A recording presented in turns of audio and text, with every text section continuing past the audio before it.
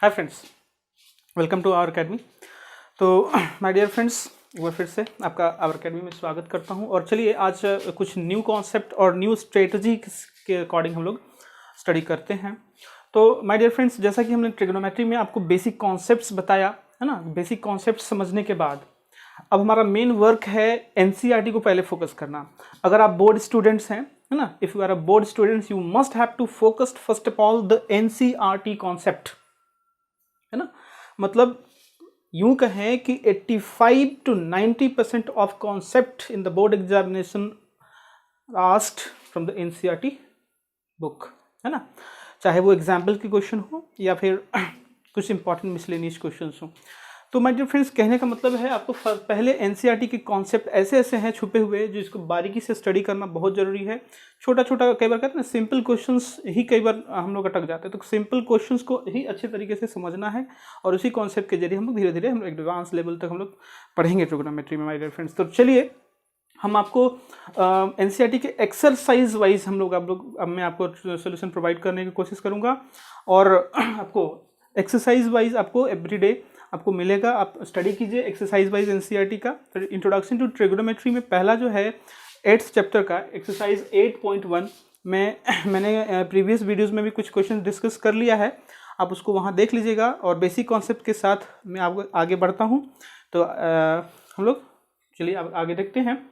तो सबसे पहले मैं आपको इंट्रोडक्शन करवा दूँ कि एक्सरसाइज 8.1 में एनसीईआरटी को जो हमने कुछ क्वेश्चन पहले कर लिया है, क्वेश्चन नंबर 4, 7, 10 और 6 ये क्वेश्चन हमने कर लिए हैं बेसिक कॉन्सेप्ट्स वाले। आप प्रीवियस वीडियोस जो हमारे इंट्रोडक्शन टू ट्रिग्नोमेट्री के जो डले हुए हैं आप उसको देखिए और कोशिश कीजिए समझने के लिए कॉन्सेप्ट।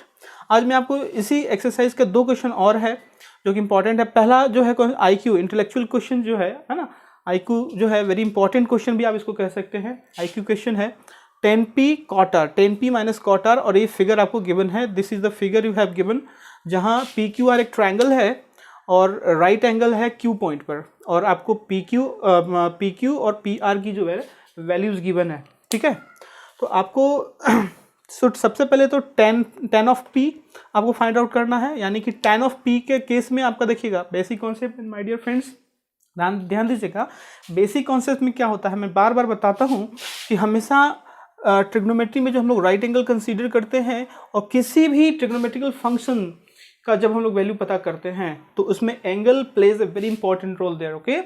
तो एंगल के अकॉर्डिंग ही हम लोग सबसे पहले प्लेसमेंट चूज करेंगे, है ना। और धीरे धीरे जब प्रैक्टिस आप करोगे आपकी एक्यूरेसी, प्रिसीजन, ये सारी चीज़ें आपकी आ जाएगी। But our first thing is that for the beginners to understand the concept behind the topic and behind the system and then go ahead, है ना, and do practice again and again, practice again and again, this is your work, है ना।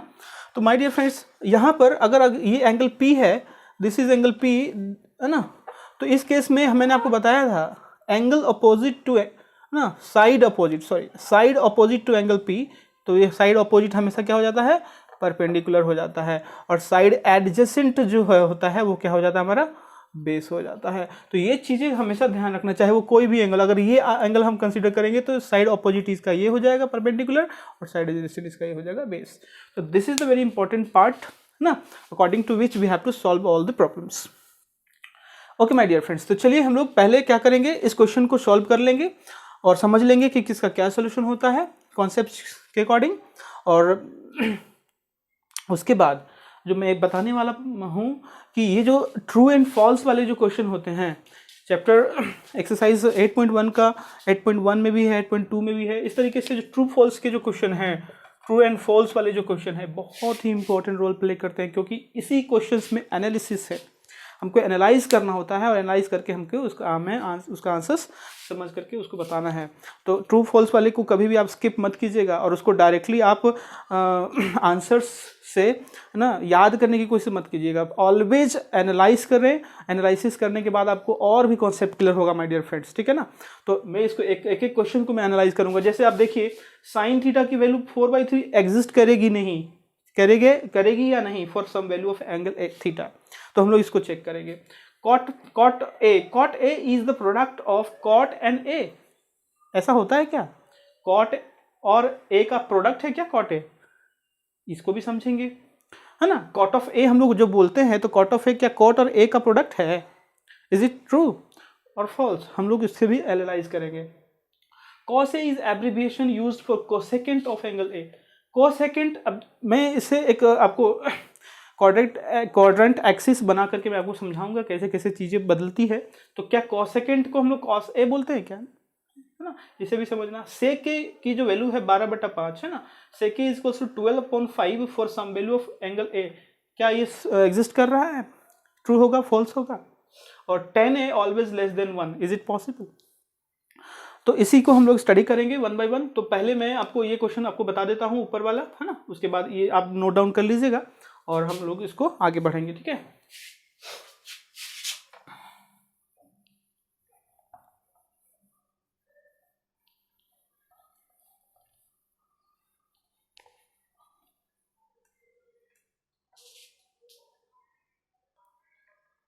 Okay dear friends, तो चलिए हम लोग one by one solution करते हैं। तो और first duty is what, according to this triangle हमें पता करना है बेस। हमें ये बेस नहीं पता है, तो हमको बेस पता करने के लिए हम जानते हैं राइट एंगल में पाइथागोरस थ्योरम लगाएंगे। तो पाइथागोरस के लिए क्या हो जाएगा, हाइपोटेनस है पी आर स्क्वायर बराबर हो जाएगा पी क्यू का स्क्वायर प्लस क्यू आर का होल स्क्वायर। आप साइड के अकॉर्डिंग भी लिख सकते हैं my dear friends, hypotenuse, perpendicular, base के अकॉर्डिंग भी आप इसको लिख सकते हैं, ठीक है। तो actually figure, if you have figure given you can write according to the side, okay. तो अब पी आर क्या है हमारे पास, 13 का square is equals to P Q 12 का square plus Q R is का होल स्क्वायर। हमें फाइंड करना है क्यू आर का। तो ठीक है, 13 169 होता है, 12 का 144 होता है, क्यू आर स्क्वायर, ठीक है। 169 माइनस 144 क्या हो जाएगा, 9 minus 4 5, 6 minus 4 is it possible, yes 2, 1 minus 4 0, then 5 का square is equals to Q R का square, then the value of Q R is equals to 5। तो ये साइड हमें पता चल गया क्या हो जाएगा, ये साइड हमारे पास ये हमारा 5 हो जाएगा, 5 सेंटीमीटर। जैसे ये चीज़ पता चल गई, हमें पता करना है tan of angle P, tan of angle P. अब देखो my dear friends, tan theta हम जानते हैं, हमने आपको कॉन्सेप्ट बताया था, मैंने आपको कॉन्सेप्ट बताया था और उस कॉन्सेप्ट में आपको बताया था पंडित बद्री प्रसाद हर हर बोल के अकॉर्डिंग आपको टेन पी बी। तो टेन का क्या होता है, P by B, perpendicular upon base, ठीक है। फॉर योर कंसेप्ट आप लिख लो या फिर साइड के अकॉर्डिंग भी आप लिख सकते हैं। अब हमारा 10p के अकॉर्डिंग ये हमारा परपेंडिकुलर हो जाएगा क्यू आर और बेस हमारा हो जाएगा पी क्यू, ठीक है। तो राइट डाउन क्यू आर के वैल्यू लिखना है हमें 5 अपॉन पी क्यू की वैल्यू 12, ठीक है। अब उसी तरीके my dear friends cot R, अब कॉट आर के केस में माय डियर फ्रेंड्स हमारा कॉट आर के टर्म में हमारा कॉट क्या होता है, अपोजिट ऑफ 10, यानी बेस अपॉन परपेंडिकुलर, तो कॉट आर में आर हम लोग इधर से देखेंगे इस एंगल को, तो परपेंडिकुलर अपॉन बेस, तो बेस हमारा क्यू आर हो जाएगा और परपेंडिकुलर हमारा पी क्यू हो जाएगा। देखिए सेम वैल्यू आ जाएगी 5/12। अब जब सेम वैल्यू आ जाएगी, जब हम लोग इसमें पुट करेंगे, दैट इम्प्लाइज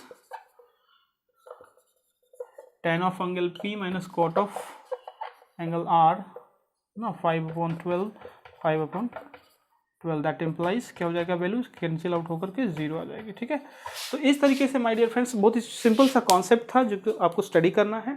आप इसको पॉज करके कॉन्सेप्ट को नोट डाउन कर लीजिए या फिर आप बार बार इसको सोल्यूशन करने की कोशिश कीजिए, ऑटोमेटिकली आप इसे समझ जाएंगे। तो इसी तरीके से एक्सरसाइज 1 में आपके क्वेश्चंस हैं जो कि बहुत इंपॉर्टेंट हैं, कॉन्सेप्चुअल बेस जो हम लोगों ने स्टडी किया है। आपको हर एक एक्सरसाइज के एक एक प्रॉब्लम्स आपको सॉल्व करने की कोशिश करनी है, चाहे वो एग्जाम्पल्स की हो या फिर एक्सरसाइज की हो, ठीक है। My dear friends, this are very important on the basis of board exams, ठीक है। तो आप इसे नोट डाउन करें, तब हम जब तक हम ट्रू एंड फॉल्स के क्वेश्चंस को एनालिसिस करेंगे, ठीक है, 1 by 1। Okay my dear friends, तो before discussing this true and false questions, मैं आपको दो कॉन्सेप्ट और रिवाइज कर देता हूँ विद शॉर्ट ट्रिक्स, ठीक है। पहले तो एंगुलर वैल्यूज है ना, एंगल के अकॉर्डिंग जो हमारा ट्रिगोनोमेट्रिकल फंक्शंस हैं, है ना। ये सब क्या है, हमारा ट्रिग्नोमेट्रिकल फंक्शन है, साइन कॉस टेन, है ना। तो ये इन फंक्शंस की वैल्यूज है, कैसे है जो ट्रिक के अकॉर्डिंग आप समझ लीजिए, है ना। एंगुलर वैल्यूज पे अगर ये एंगल है 0 से हम लोग स्टार्ट करते हैं, 0, 30, 45, 60 एंड 90। तो हमें सिर्फ साइन की वैल्यू याद करनी होती है, साइन ऑफ एंगल थीटा, ठीक है। तो हमें क्या करना है, कॉन्सेप्ट है, अगर नहीं पता है तो कॉन्सेप्ट है, कंसेप्चुअली हम लोग लिख लेंगे 1 2 3 4 5, सॉरी 0 से स्टार्ट करेंगे माय डियर फ्रेंड्स, 0 से स्टार्ट करेंगे, ठीक है, 0 से स्टार्ट करेंगे, 0 1 2 3 4, ठीक है। अब सबसे पहले 0 to 4 हमने नोट डाउन कर लिया, उसके बाद हर को सबको 4 से डिवाइड कर लीजिए, सबको 4 से डिवाइड करके और सबका स्क्वायर रूट निकाल लीजिए, ठीक है। अब देखिए स्क्वायर रूट निकालने के बाद क्या आएगा, 0, तो ये 0 ही हो जाएगा, 1/4, 4 का क्या हो जाएगा 1/2, √2 बाई, एक्चुअली अब इसको सॉल्व करेंगे तो क्या हो जाएगा माय डियर फ्रेंड्स, 1/2 है ना, इंटरनली आप इसको सॉल्व कर लीजिए, तो 1/2 हो जाएगा कैंसिल होकर के, यानी 1/√2 हो जाएगा, √3/4 का 2 हो जाएगा और ये 1 हो जाएगा।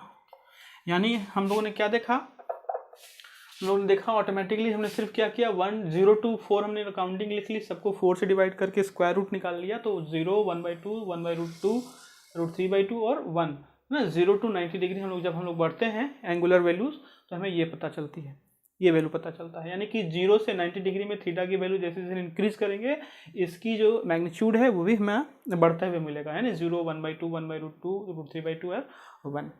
जैसे हमने साइन को पता कर लिया, कोसाइन जो हमारा एंगल होता है, कोसाइन एंगल, कोस जो जिसको हम लोग कॉस कहते हैं, तो कॉस जो है जस्ट रिवर्स हो जाता है, 1 हो जाएगा, √3/2 हो जाएगा, 1/√2 ये मिडिल वैल्यू है, 1/2 हो जाएगा और 0 हो जाएगा। इस तरीके से मिडिल वैल्यू 45 पे दोनों का सेम रहता है। और tan की वैल्यू क्या करते हैं हम लोग माय डियर फ्रेंड्स, tan की वैल्यू साइन और कॉस को डिवाइड कर देते हैं, यानी इस पूरे को डिवाइड कर दीजिए, 0/1 तो हो गया 0, ये अगर आप इसको डिवाइड करें 2 कैंसिल हो जाएगा, 1/√3 हो जाएगा, √2 कैंसिल होकर के 1 हो जाएगा, और 2 कट जाएगा, √3 हो जाएगा, है ना। 1/0 माय डियर फ्रेंड्स, एक चीज़ आपको फिर से बता दूँ, 1/0 ये नॉट डिफाइंड है, नॉट डिफाइंड यानी कि इन्फिनिटी का केस है ना, ये रेशनल नंबर नहीं है, यानी कि इसको हम लोग आप इन्फिनिटी या नॉट डिफाइंड लिख सकते हैं, नॉट डिफाइंड वैल्यू। तो साइन कॉस टेन का इस तरीके से एक शॉर्ट ट्रिक है, इस तरीके से भी आप याद रखने की कोशिश कीजिए, या फिर एक और तरीका मैं आपको बताता हूँ माय डियर फ्रेंड्स, ये कुछ ट्रिक्स हैं जो कि आप एंगुलर वैल्यूज़ को याद रखें। एक और वैल्यू है कि आपको जो है सो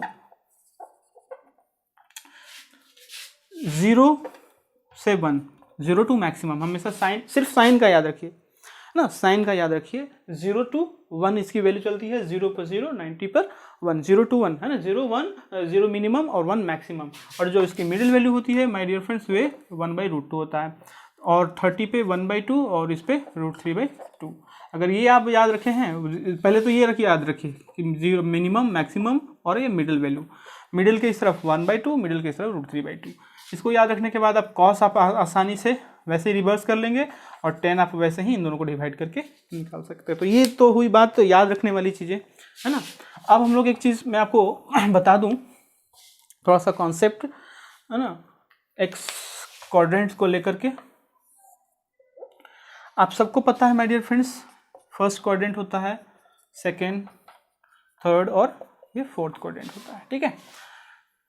क्वाड्रेंट्स के अकॉर्डिंग हम जानते हैं कि हमारा एक्स एक्सिस है और ये हमारा वाई एक्सिस है, ठीक है। इसमें क्या होता है, अगर हमें सर्कल बनाना है तो 0 पॉइंट से ये हमारा रेडियस जो है सेम होगा, और जब इस पर ड्रॉप करेंगे परपेंडिकुलर तो ये हमारा वैल्यू, ये हमारा जो वैल्यू है वो x हो जाएगा, और ये हमारा वैल्यू y हो जाएगा, और ये हमारा वैल्यू r है। जब आप पढ़ोगे और इसको जब आप कॉन्स्टेंटली मूव करोगे तो आपको सर्कल मिलेगा, ठीक है। यानी जैसे जैसे आप इसको मूव करेंगे तो रेडियस सेम रहेगा, ठीक है। रेडियस मीन्स यहाँ पर क्या हो गया, अगर हम आप लोग कंसीडर करेंगे राइट एंगल ट्रायंगल, ये वाला कंसीडर करेंगे, ए बी सी।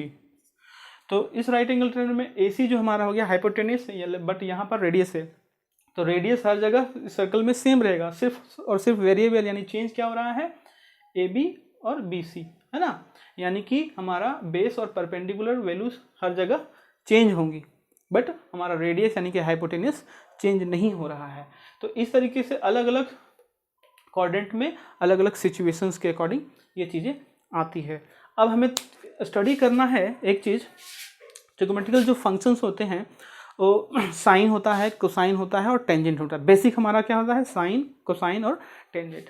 साइन आप जानते हैं वैल्यू, ये हमारा साइन, ये हमारा कोसाइन हो और ये हमारा टेंजेंट हो जाता है। ये हमारा बेसिक है। साइन, कोसाइन और टेंजेंट को आप स्टडी करते हैं तो उसी तरीके से, है ना, कोटेंजेंट, है ना, कोटेंजेंट कॉट हो गया टेन का उल्टा, कोसेकेंट, है ना, सेक, सेक अगर आता है किसका, कॉस का अपोजिट होता है सेकेंट होता है, इसका जो अपोजिट क्वाड्रेंट होता है सेकेंड क्वाड्रेंट होता है, और इसका कोटेंजेंट, और साइन का हो जाता है सेकेंड का अपोजिट कोसेकेंट। तो इसी को शॉर्ट फॉर्म में माय डियर फ्रेंड्स कई बार साइन का अपोजिट कोसेक लिखा जाता है, कॉसेक, इसमें कंफ्यूजन नहीं होना, साइन का अपोजिट कॉसेक होता है, कोसाइन यानी कॉस इसको लिखा जाता है, कॉस का अपोजिट होता है सेक, और टेंजेंट का अपोजिट होता है कोटेंजेंट, ठीक है। और इस तरीके से वैल्यूज जो होती है चेंज होती है। चेंज कैसे होती है, मैंने आपको बताया था कॉन्सेप्चुअल बेसिस पे हमने बताया था कि आपको ऐसे याद रखना है, परपेंडिकुलर, बेस और हाइपोटेन्यूस तो अलग चीज़ें हैं, आपको याद रखनी है ये चीज़ें। सपोज दैट ये हमारा ट्रायंगल है ए बी सी, ठीक है, और हमें यहाँ पर थीटा गिवन है, तो थीटा का अपोजिट साइड और एडजेसेंट साइड हमेशा आपको याद रखना है, अपोजिट साइड और एडजेसेंट साइड।